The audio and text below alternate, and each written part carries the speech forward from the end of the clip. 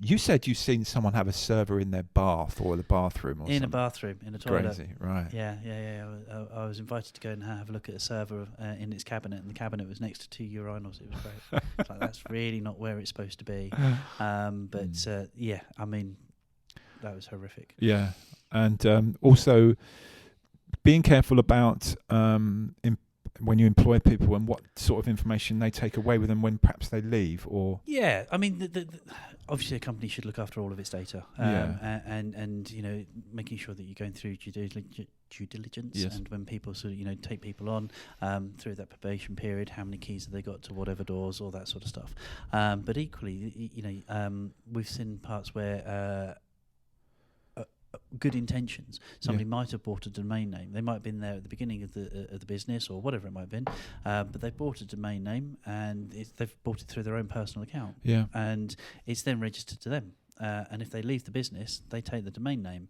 You know, has the company got hold of their domain names? Do companies know where all of the different parts of their business are? If they've got phone providers or who looks after the websites, or, you know, and it can become quite fractured. Yeah. That one company looks after a domain name, another one looks after the hosting, another one looks after whatever.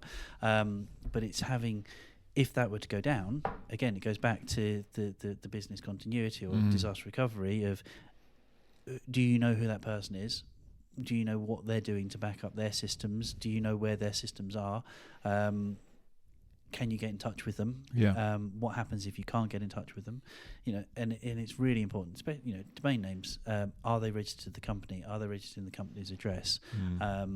Do you know when they're supposed to be renewed? Can you keep a track on that? Almost like a diary entry that, yeah, I need to have that renewed, because if they can't get hold of you, that's going to be your emails, your website, your presence. Yeah.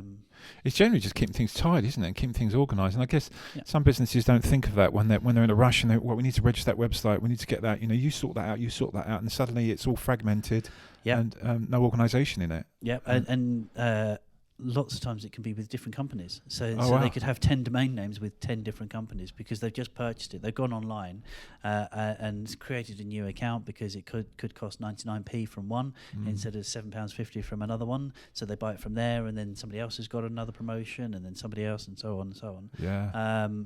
And it happens over time. You know, it sounds boring, but having one pot of information is... safety first. Well, yes.